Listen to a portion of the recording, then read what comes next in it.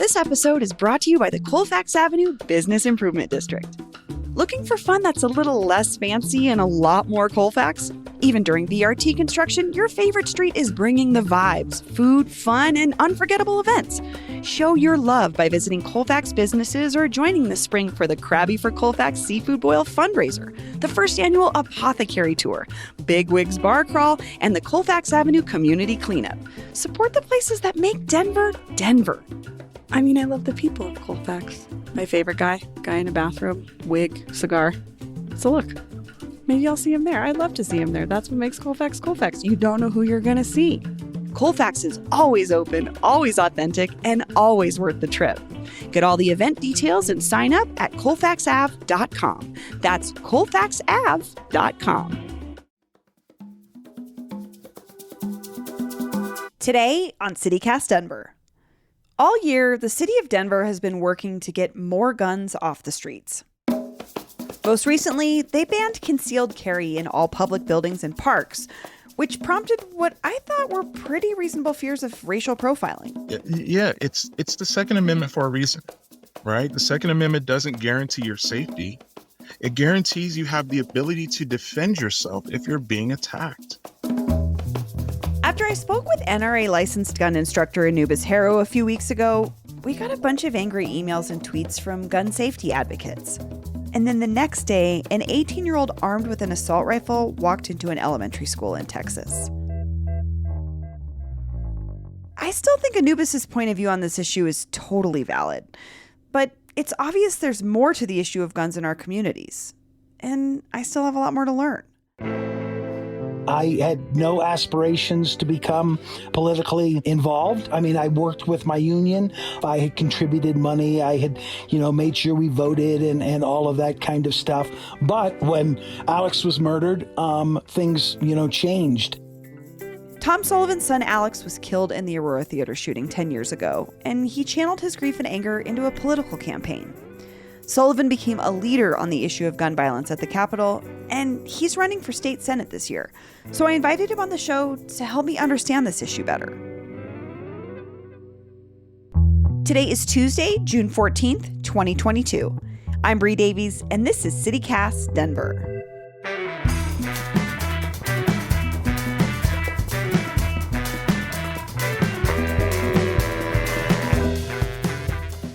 Representative Tom Sullivan, welcome to CityCast Denver. Well, thank you for having me.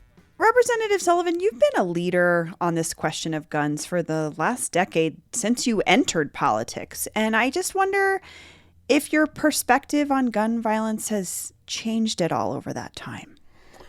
I don't think so. I think some of the things that I see and, I'm concerned about, I'm concerned on a daily basis. I don't get alarmed by the bright, shiny things that happen every once in a while, like a mass shooting at a elementary school or in a supermarket or something like that. I know from the amount of time for the, 9, 10 plus years that I've been in this, that those instances account for less than 2% of the gun violence deaths that happen in the United States of America. What I am concerned about, what are we doing about the other 98% that happen?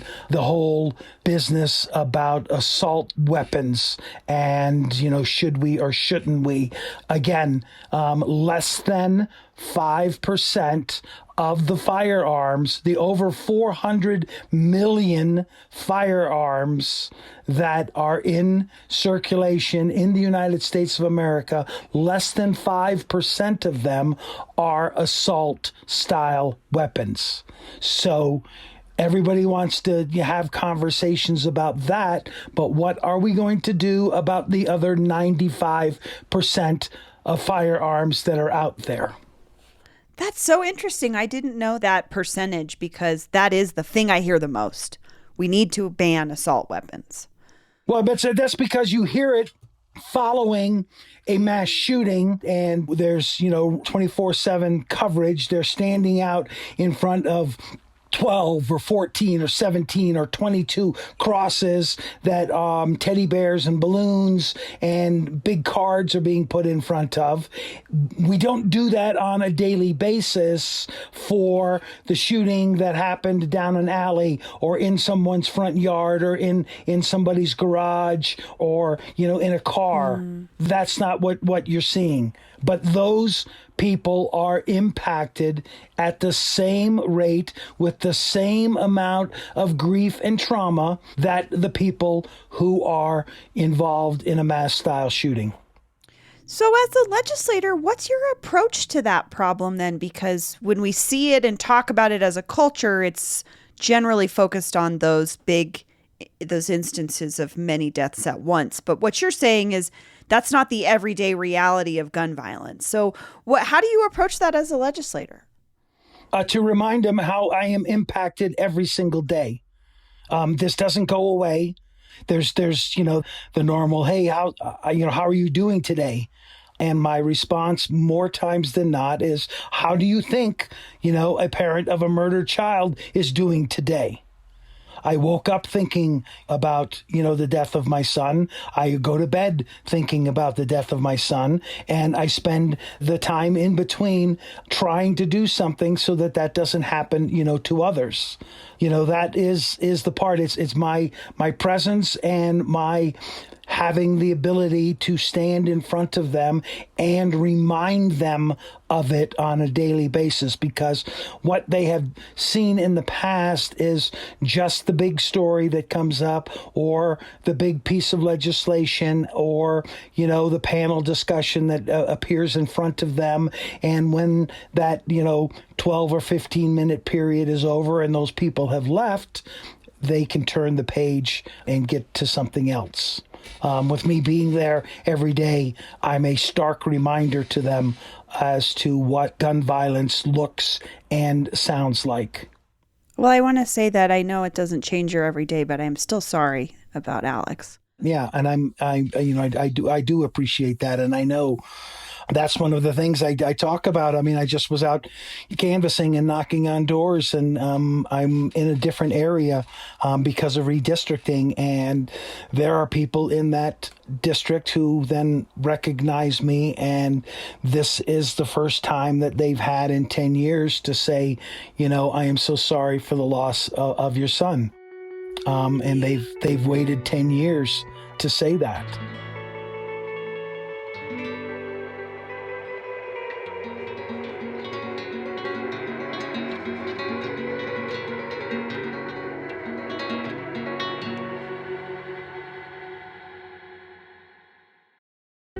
This episode is brought to you by LifeLock. Not everyone is careful with your personal information, which might explain why there's a victim of identity theft every 5 seconds in the US. Fortunately, there's LifeLock. LifeLock monitors hundreds of millions of data points a second for threats to your identity. If your identity is stolen, a US-based restoration specialist will fix it, guaranteed, or your money back. Save up to 40% your first year by visiting lifelock.com/podcast. Terms apply.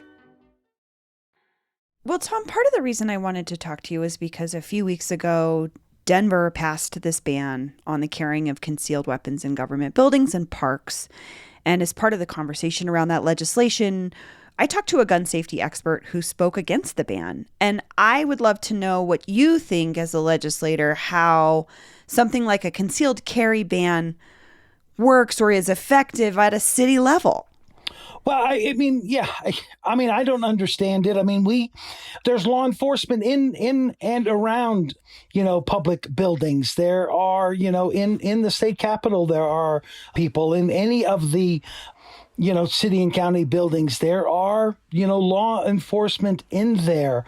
But, the average citizen who wants to, portray themselves as the good guy in case something should happen, well, I think they should check their firearm at the door and let them know, hey, we've got this. We've got professionals in here who will take care of this should anything happen. We appreciate, you, but, check it here at the door. I mean, otherwise, they have different training, or if they have any training at all, than law enforcement does. So if a situation were to happen, now we have conflicting people, handling a situation differently. And they tell us that's bad. They end up shooting the wrong people.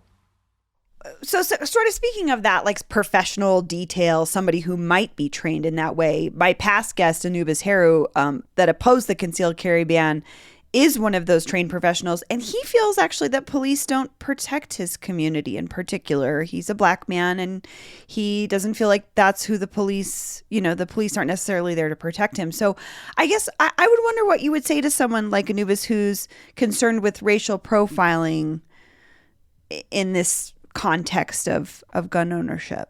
Well, I mean, I didn't hear the conversation. Our black and brown community have not been, protected, and they know that, certainly, and can speak to it better than I can. But I mean, the approach I have always gone by is if I didn't think that the people who were in charge were doing what they were supposed to be doing, and I thought I could do it better, then I would run for the position to take it over. Because standing on the outside and complaining about it, doesn't make things better. I mean, that's not discounting, how he's been impacted, as a black or brown man, and minorities have been impacted. No, I'm not. I mean, that's a whole different thing. And I'm sure you guys, spoke at that. And I am very interested in making sure that he has the same right. I know that, he doesn't have the same rights that I do as a white male. I know that, and I am constantly working to make sure that he does get those same rights. But the whole part about saying, well, they're not doing their job. Okay, well then replace them. Then replace them. Speaking of more on the legislative side, or these things that we are trying to do to make an impact on guns in our community, is there's gun buyback programs. There's been a ban of ghost guns in Denver and Boulder. How do you think those things work in this bigger conversation about stopping gun violence? Well, I think the municipalities, the cities, that's where it starts, and it works its way, up. So, good on them. I hear that, but at the same time, we're looking at more horrific mass shootings. Like it's not working its way up the way we need it to. So I'm just wondering what your plan is if you're elected to state senate. Like, what are you going to do to keep chipping away at this problem? Well, we've got to get it to be a part of the regular discussion down at the state capitol. That doesn't happen. Since Columbine, Colorado has been a crisis legislator. In between, there is no conversation. We spend every year down there talking about education. We talk about taxes. We talk about Tabor. We talk about infrastructure. We talk about transportation, oil and gas. We talk about civil rights. We talk about that stuff every single year. But over 40,000 Americans die by gun violence. Another 200,000 are injured by gun violence every single year. And we can't have a conversation on a regular basis pertaining to what we can do about the problem. And last year, I tried to bring up, raising the minimum age on the purchase of assault rifles from 18 to 21. Their heads blew off with them thinking that we were going to have to take a vote on something like that. When we tried to talk to the governor's office about it, we were told that should it come to his desk, he would veto that bill. So it didn't get brought forward. And what happened as soon as session was over? An 18-year-old just went out and bought himself, an assault rifle, went into a minority supermarket in Buffalo and murdered 10 people. And then in Texas, an 18-year-old went out on his birthday, bought 2 assault rifles, went into a school and murdered 19 children and 2 educators. So you're saying that between these awful, mass shootings, we should be able to talk about what we can do in the everyday right now to stop these things And it sounds like legislators don't necessarily want to even have a conversation. Well, exactly. I mean, and that's it. I mean, okay, if it doesn't pass, but at least that gives the community who has been out there and has been impacted by it the opportunity to come down and have their voices be heard, have their stories be told. I mean, after the shootings in the parking lot of Hinckley High School, not a peep was said. After the kids were shot outside of Aurora Central High School while they were on their lunch break, not a peep was said. When the tattoo community was shattered by some nut who was out to get them, and it went across 3 municipalities, not a peep was said on the House floor about it. Why do you think that is? Why do you think your colleagues in legislature don't want to talk about it? It's a difficult conversation. I mean, certainly on the Democratic side, it is not a number one make or break position for a Democratic voter. Democratic voters care about civil rights and climate change and, the economy, and they care about workers' rights and all of that. Those are all of those great things. But given their druthers, if you have somebody and he or she is 4 out of 5 of those issues, you're okay with that individual and you will vote for that individual. Whereas there is a percentage on the Republican side that says if you think that there is a pathway to banning high-capacity magazines or making people lock their guns up when they've got a 3-year-old in the house and stuff, and you vote that way, they will come after you with finances and another candidate who is to the right of you. And they will work to get you out of office. Whereas we don't do that on the Democratic side.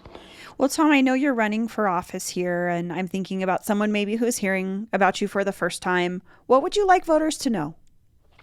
Well, that's it. I mean, I'm going to stand up to this. I'm going to be a reminder. That's what they need. Regular people. And that's why I started running for office, and that's what I'm going to do. Representative Tom Sullivan, thank you so much for joining me. Sure, you bet. After my conversations with Anubis Harrow and Tom Sullivan, I honestly still don't know how to feel about this issue or what to do. Except I want to take the representative's words to heart, and I want to keep talking about this. So if you have something you think I should know about gun violence or gun policy in Denver, or if gun violence has affected your life here, please call in and leave us a voicemail, or you can text us at 720-500-5418.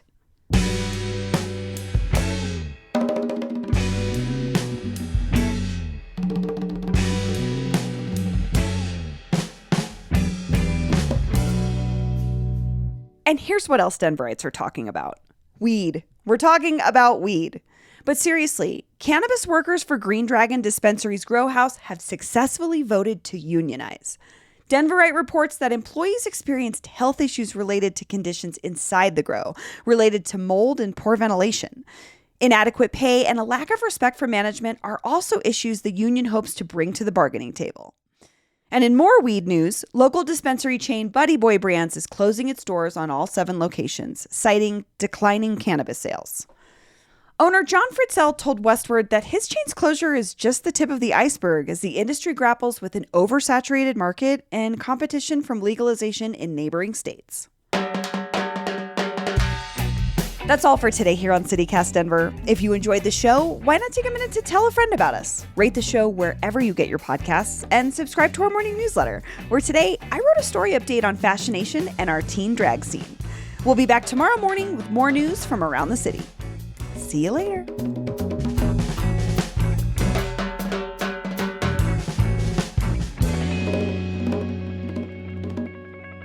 going to do that all over again. My breathing was weird.